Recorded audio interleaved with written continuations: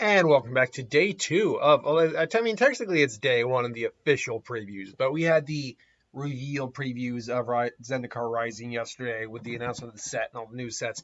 But this is the official day one. And we're just going to continue on right into us for the few amount of you people who actually enjoy watching this type of video. A couple of these I've kind of already gone over, but that's because they showed the standard card while the original card was the extended art version of the card. So Amara Captain, 1 white, 3 of any color for a 1/1 Angel Warrior. Interesting. Uncommon, Flying Vigilance. When it enters the battlefield, put a +1/+1 counter on it for each creature in your party, which means at worst, it's going to be a 2/2 Flying Vigilance for 4. At best, you're going to be getting a 5/5 Flying Vigilance for 4. Now, if you're getting the 5/5 for 4, that's a good rate. But again, the issue, like we're going to find with any of these party cards, is unless you've got the, is it on this page? I think it is. Yeah, unless you got like Tajiru Paragon, which is all those types, it is gonna be difficult to keep all four of those type of creature types on the field at once. Or more so all three, because obviously all these party creatures are at least one of the types. If you can get the full benefit, it's an okay card. It's not anything amazing, but if you're in a sealed, it'll make a good little filler.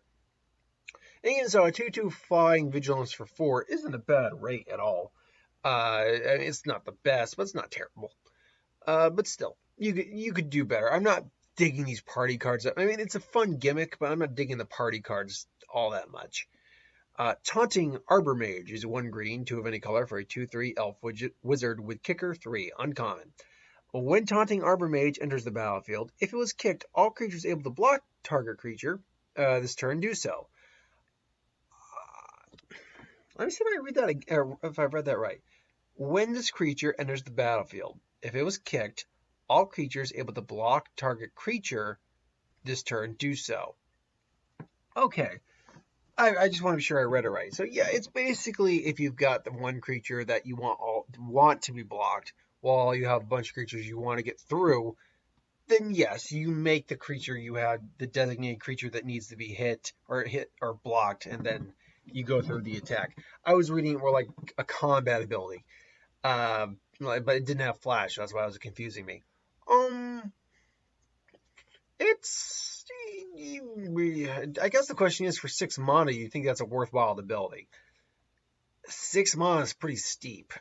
I don't know. It's possible. I'm sure. I don't know if I've seen a card yet that lowers kicker cost, but I'm sure there will be a card in the set that'll do that. Either way, not the worst, but that's a steep cost. Archpriest of Iona, the Angel, which I have, and I love that card. 1 white, rare, for star 2, Human Cleric.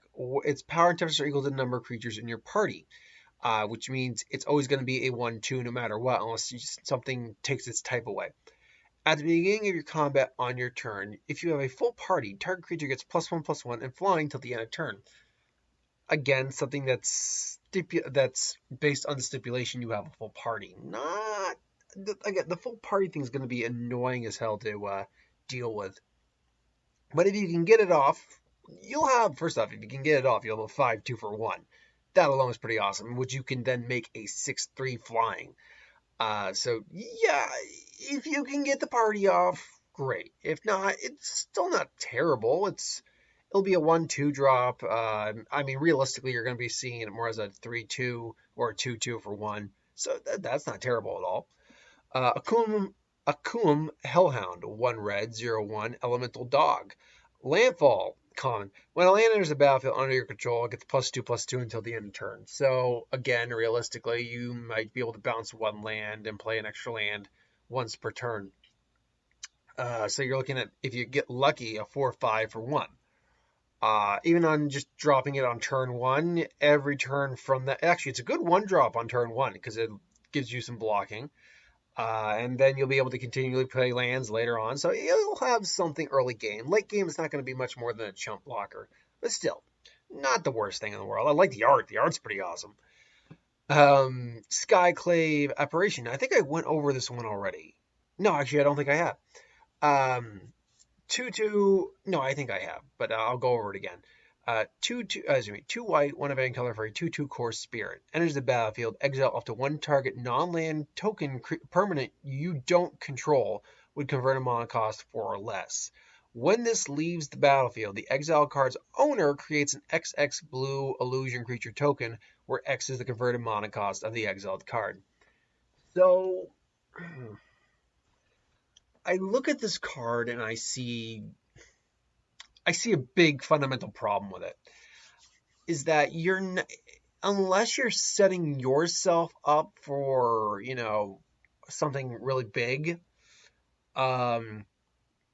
you're not getting much value. It's a decent little removal, but the problem is this thing's a 2/2 with no sort of protection, evasion, anything like that.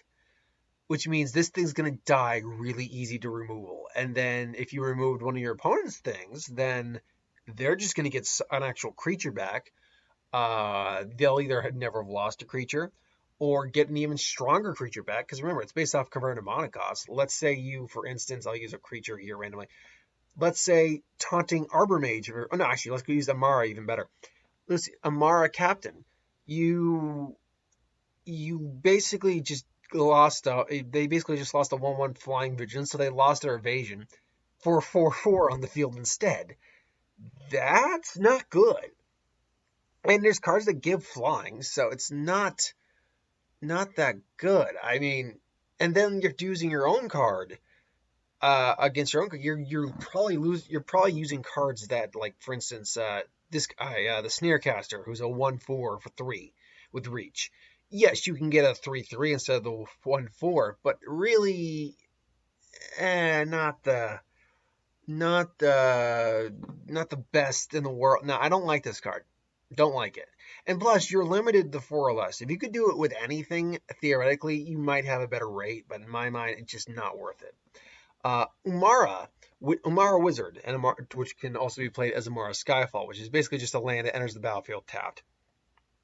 No other ability other than the tapping for blue mana. Whenever you cast an instant or sorcery or wizard spell, this card gets flying until the end of turn. It is a 4/3, 1 blue, 4 of any color Merfolk Wizard. In sealed, I can see this being pretty good. As an actual card in a deck, there are Merfolk that already have flying. Maybe they're not as physically powerful as this, but you don't have to cast something to give the evasion, which in my mind already makes it better. So take that for what it's worth. This one, some of these are in Japanese, or Chinese, one or two. We have Core Cleric.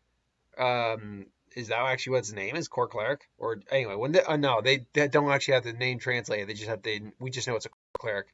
When it enters the battlefield to gain 2 life, or you could play it as a Plains, basically. A Plains that comes out tapped. Honestly, I'd probably just rather, again, unless I'm short on mana, I'd rather just play it for the creature, get a body on the field to block with, and gain 2 life, quite frankly.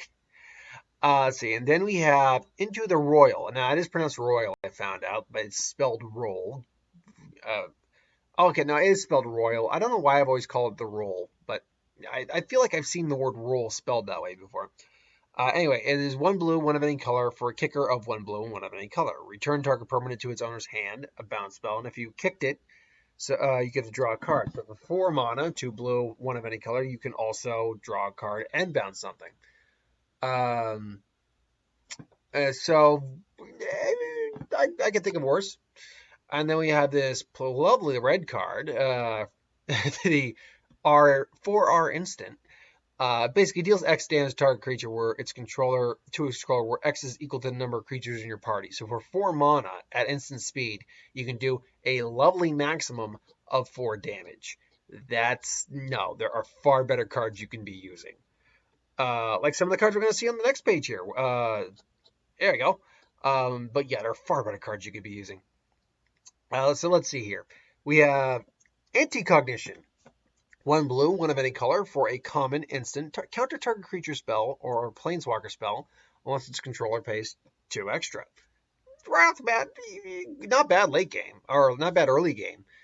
But if an opponent has 8 or more cards in their graveyard, just instead counter that spell and then scry 2. I have mill decks. It's not hard to get 8 cards in an opponent's grave.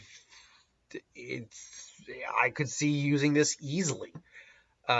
Because then all you're getting is a honestly all you actually I find that let me actually I mean you're not countering every spell, so it's a better negate because first off it's no it's not negate, essence backlash or essence scatter. Which one is it? Is no negate is the non-creature, essence scatter is the creature. Well, basically it's a slightly better essence scatter, but ultimately a much better essence scatter for down the road. Just due to the fact that yeah, you've got the kind of what's the mono leak ability to a certain degree, or the oh god, not squash, or not quash, the uh, I'm trying to think the term. It was in Gate Crash, and I can't remember, not Gate Crash, Return to Ravnica or Ravnica Legions. I can't remember what it was. Point being is that point being it's not hard to get 8 cards in an opponent's grave, especially if you got an opponent who's playing, aggressively getting cards in the grave. So it wouldn't be hard to get this effect off at all, in my opinion. So yeah, I think it's a good card. Demon's Disciple, 1 black, 2 of any color for a 3/1 uncommon human cleric. When it enters the battlefield, each player sacrifices a creature or player, a planeswalker. If you got some chumper, I mean, you could just use it as a one-off to make an opponent sacrifice something. But then if you're behind, you're sacrificing the other creature you have, and they might have more creatures than you. If you're behind, this card sucks. If you're ahead, this card's pretty good. So that's kind of figure out where that you lie in that spectrum. Kaza Royal Chaser, 1 blue, 1 red, 1 for a 1/2 human wizard legendary creature, rare, flying haste. You can tap it. The next instant or sorcery you cast this turn costs X less to cast, where X is the number of wizards you control as this ability resolves. Interesting how they put that on there too as resolves. If you want to try to be a wizard tribal, there you go. I mean, you're only going to be able to reduce the cost of an instant or sorcery so much, simply due to the fact that you can't reduce converted mana or colored mana cost. But if you got a big spell and you want to try to play it, it's not a bad idea. You give it a shot. Either way, even if you don't use its effect, it's a flying haste 1/2, so good luck with that. Grotog, Night Runner, 1 red, 2 of any color for a 2/3 Goblin Rogue. Uncommon. Whenever it deals combat damage to a player, exile the top card of your library. You may play that card this turn. The problem is you got to get damage in. It doesn't even have menace, which goblins kind of are inclined to have. It's just sort of okay if you can get the ability off. I mean, it's a 2/3 for 3. It's not like it's overly expensive. So if you're in red, like in sealed, or if you got a goblin deck and you want, or something like that, you got a deck that's works in that kind of effect, that works with this effect, you could do worse. It's not the worst thing in the world. Sneaking Guide, which I think might be a reprint. 1 red, 1 of any color. What am I talking about? 1 red, 1/1. Goblin Rogue, common. Pay 2 of any color, then tap. Target creature with power 2 or less can't be blocked this turn. Yeah, I'm pretty sure this is a reprint. But still, it's as long as you got a card that's worth attacking with, it's good, I guess. Ashaya, Soul of the Wild. 2 green, 3 of any color for a mythic rare legendary elemental creature. Star for its power. Its power and toughness are equal to the number of lands you control. Non-token creatures you control are forest lands in addition to other types. They're still affected by summoning sickness. So, in essence, if you've got a large amount of creatures on the field, not only is this thing a giant beat stick, but it's also technically it's also it's basically getting landfall off to the umpteenth degree, because creatures you control they're lands as well. So they are lands as they enter the field, not just creatures.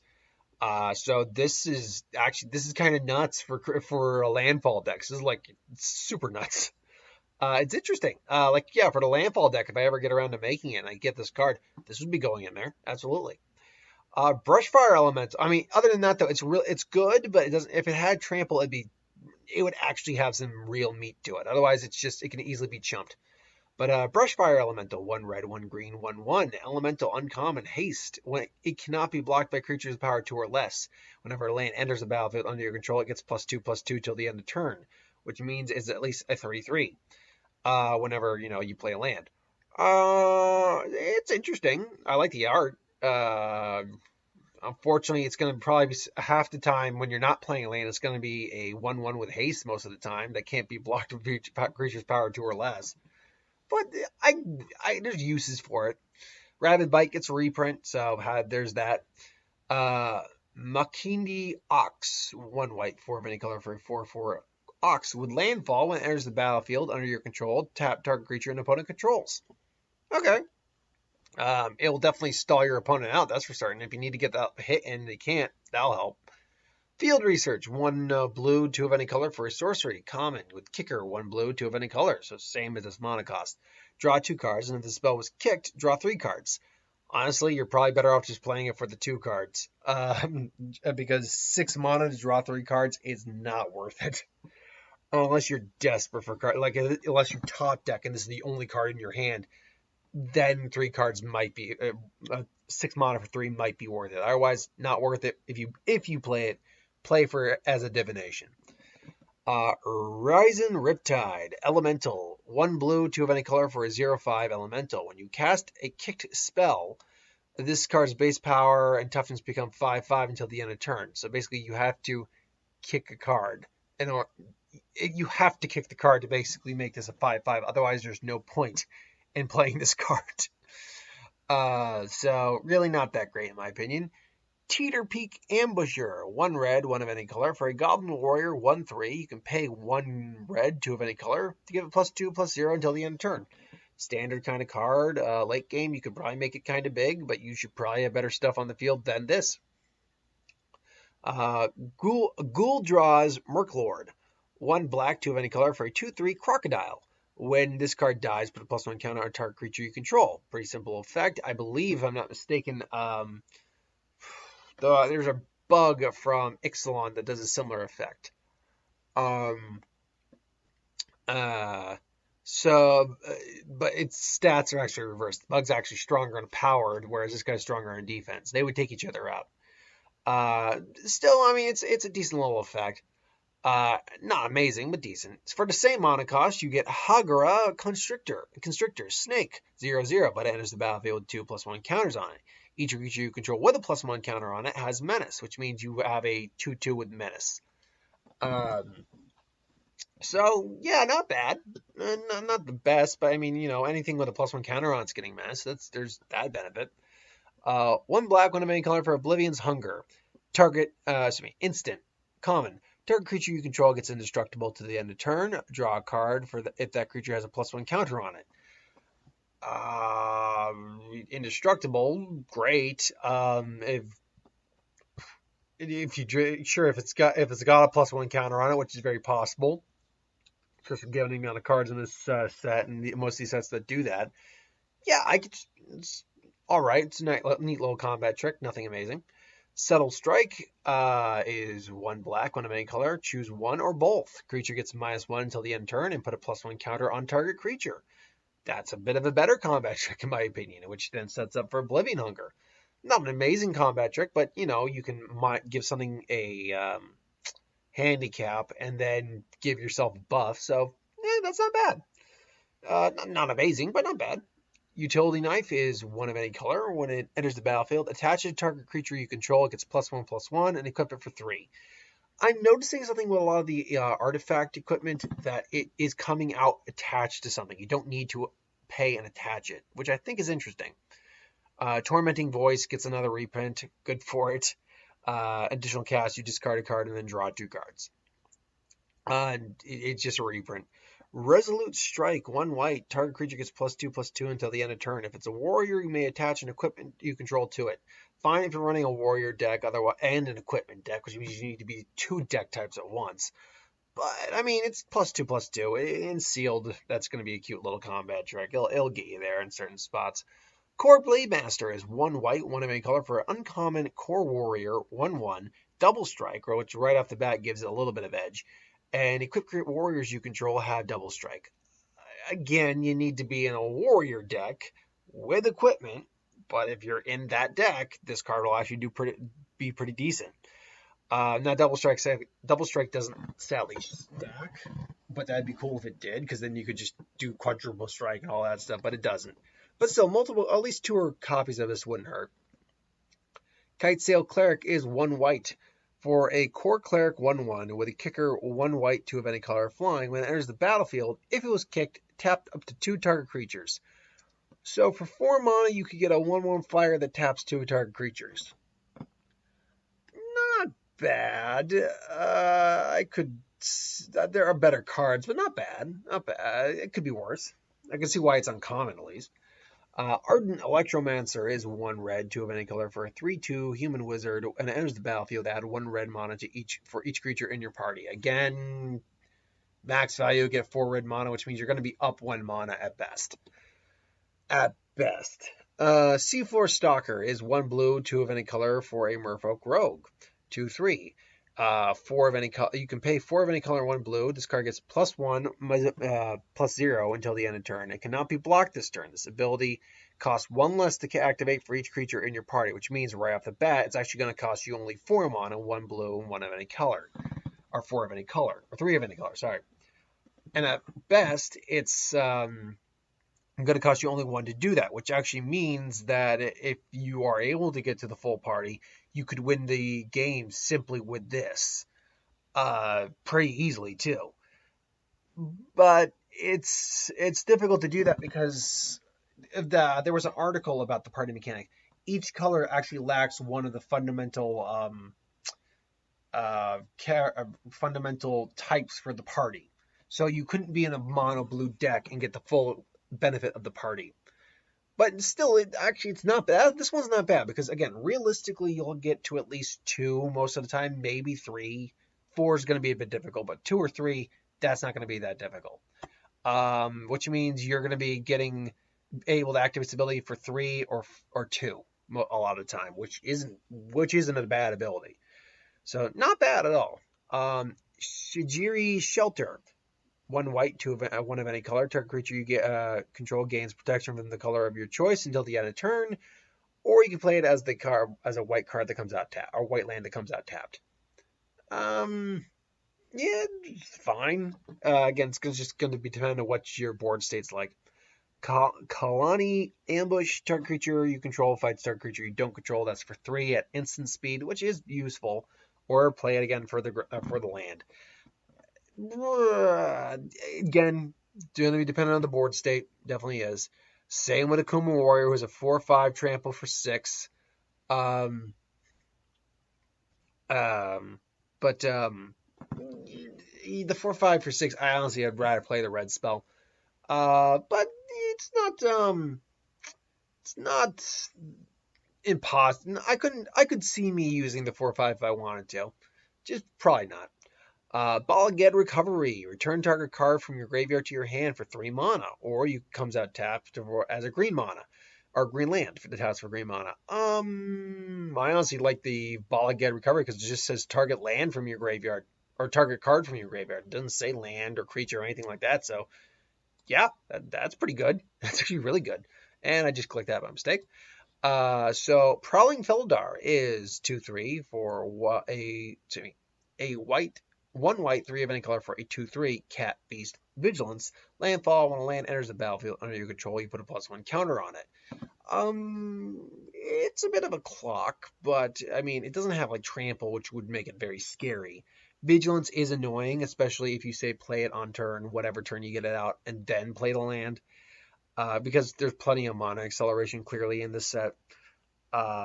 So that means it would come out as a 3/4, not a 2/3, which with Vigilance does start to pose a bit of a problem. And as it stacks, it starts to get bigger and more problematic. Not a bad one. I could definitely see me using it in the right context. Deadly Alliance is 1 black, 4 of any color for an uncommon instant. The spell costs 1 less to cast for each creature in your party. Destroy target creature or planeswalker. good removal, but again, you're probably never going to really get it for just a solid black. You'll probably get it for more like one or two at best. I should mean a two or three at best, I should say. Still, that's not a bad removal, all things considered. Ravager's Mace is one black, one red, and one of any color for an equipment. Enters the battlefield, attaches to a target creature. Again, something we're seeing in a lot of these. It also attaches for one more than its mana cost. The creature gets +1/+0 and menace, and +1/+0 for each creature in the party.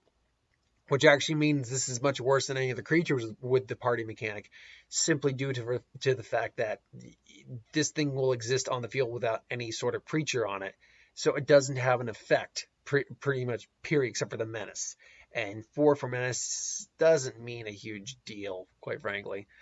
I mean, it's beneficial, but not quite that beneficial. Thwart the Grave, 2 black, 4 of any color. The spell again costs 1 less for each creature in the party. It means at best you'll get it for 2 black. Return target creature card and up to 1 target cleric, rogue, warrior, or wizard card from your graveyard to the battlefield. See, even at 6 mana, that's not bad. You're basically getting 2 creatures for an even exchange. I think that's actually not bad, even at its full price. Swarm Shambler is 1 green for a fungus beast, rare, 0/0, but enters with a +1 counter on it. When a creature you control with a +1 counter on it becomes the target of a spell an opponent controls, create a 1/1 green insect creature token. And you can pay 1, tap this card, and put a +1 counter on it. See, here's the thing. Why would your opponent then target anything? This card's actually just sitting there doing nothing most of the time.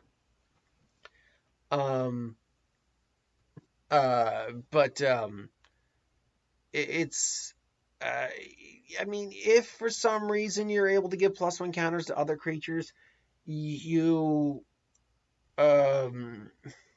maybe, but again, your opponent really doesn't have to target you if they don't want to. Yeah, I'm not a big fan of this card, if I'm going to be honest. If I'm going to be frank. Nighthawk Scavenger. Basically, Vampire Nighthawk got an upgrade, and a pretty decent one. 2 black, 1 of any color for a +1 star, 3, flying Death Touch lifelink. So Vampire Scavenger, or Vampire Nighthawk. Nighthawk Scavenger's power is equal to 1 plus the number of card types among cards in your opponent's graveyard. So again, if you've got a lot of different cards, so really you're looking at a card that's probably a creature that's going to be at minimum a 3/3 flying Death Touch lifelink for the same cost as Vampire Nighthawk with the same abilities, because getting at least 2 different card types in the grave is not difficult at all. 3 to 4 is reasonable, quite frankly, which means now you're looking at a card that's turns into a 5/3 with the same effect. It's a card that's going to get very scary very quick if you're not careful. Umara Mystic, 1 red, 1 blue, 1 of any color for a 1/3 Merfolk Wizard. When you cast an instant sorcery wizard spell, it gets +2/+0 until the end of turn. Not bad. There are better cards than this that do similar effects, but not bad. Tabarax, Hope's Demise, 1 black, 2 of any color for a 2/2 Demon Cleric. I love that. Legendary creature, flying, and it has lifelink as long as it has 5 or more +1 counters on it. Whenever another non-token creature you control dies, put a +1 counter on this card. And if that creature was a cleric, you may draw a card, and if you do, you lose a 1 life. There's a lot of May in here, which is actually good. It means you have a lot of options. And then, really, it's not that hard to do non-token creatures that die. It's not that hard to do. You can sacrifice stuff for effects. It's not that difficult. It's a 2/2 flyer for 3, so it's already got a pretty good rate. I like it. I dig it. I'd put it in my demon deck. Expedition Skulker, 1 black, 1 of any color for a 2/2 vampire rogue. Common. Has Death Touch as long as you control another rogue. Fine. It's a bear. It's a bear with an upside. You'll use it. Dauntless Survivor, 1 green, 1 of any color for a 1/1 human warrior. When this card enters the battlefield, +1 counter on target creature. Again, technically, it could be a bear, or it could just give something else a boost. So ultimately, I like it. It's fine. Maul of the Skyclaves. It took me a second to realize what the hell this was, because this is the equipment. 1 white, 2 of any color for an equipment, rare. Enters the battlefield attached to a target creature you control, and that creature gets +2/+2 and has flying and first strike. It equips for 2 white, 2 of any color. Again, they're all seem to do that attached when they come out thing, which is very interesting to me. No, I like it. I actually don't think it's that bad at all. Actually, it's pretty solid for 3. That's a really good rate. Let's see here. We have a instant that has not been named because it's in, I believe, Spanish, if I'm not mistaken, or instantáneo, or Italian, or not Spanish. I think it's Spanish. Um, anyway, this card for 1 red mana, it deals 1 damage to any target. If the permanent was dealt damage that would die this turn, then you exile it instead. Okay, that's fine. Also, we have Zoff Consumption. Each opponent for 6 mana, 2 black and 4 of any color. Each opponent loses 4 life, and you gain 4 life. If it stacked the life gain into one big life gain, that might be a lot better, but it doesn't, so it's just kind of okay. Solid for multiplayer games, not worth it for a one-on-one. We also have Practice Tactics, which is 1 white. Choose target attacking or blocking creature. Practice Tactics deals damage to that creature equal to twice the number of creatures in your group, or party in this case, because it's being translated.